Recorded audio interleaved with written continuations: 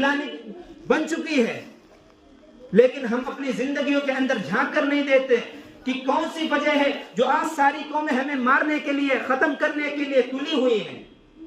اللہ تو اعلان کرتا ہے اگر تم میرے حکم سے روگردانی کرو گے، نماز سے منہ پھیرو گے، ہم تمہاری زندگیاں تنگ کر دیں گے۔ سچ بتاؤ آج ہماری زندگیوں کے اندر پریشانی ہے کہ نہیں ہے؟ آج ہماری زندگیوں کے اندر سے برکت، رحمت نکل گئی، اور ہم یہ سمجھتے ہیں کہ رحمت برکت جو ہماری پریشانی ہے یہ اللہ رب العالمین دور کر دے۔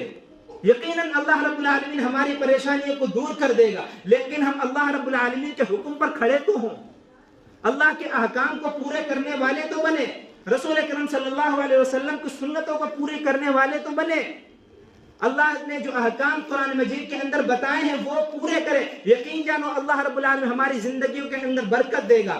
ہم چاہتے ہیں کرنا کچھ نہ پڑے، ہمیں اللہ کے احکام پورا کرنا نہ پڑے، اللہ کے رسول صلی اللہ علیہ وسلم کے تعلیم پر عمل کرنا کچھ نہ پڑے، ہمیں کرنا کچھ نہ پڑے، یہ سب اپنے آپ صحیح ہو جائے تو ایسا ہو سکتا ہے کیا؟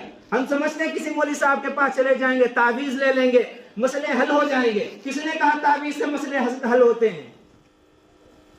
کس نے کہا تم سے کہ تعویذ لینے سے یا جھاڑ پھونک کرنے سے مسئلے حل ہو جاتے ہیں؟ کیا تم نے حدیث نہیں پڑھی؟ کیا اللہ کے احکام نہیں پڑھے؟ اللہ رب العالمین نے قرآن پاک کے اندر بھی بتایا ہے، اور رسول اکرم صلی اللہ علیہ وسلم نے حدیث میں بتایا ہے کہ اگر ساری دنیا کسی کو نفع پہنچانا چاہے، اللہ نہ چاہے، تم جاؤ کسی مولوی کے پاس، تم جاؤ کسی عامل کے پاس، تم جاؤ کسی نجومی کے پاس، اگر اللہ نہ چاہے تکلیف دور ہو جائے گی؟ سچ بتاؤ دور ہو جائے گی؟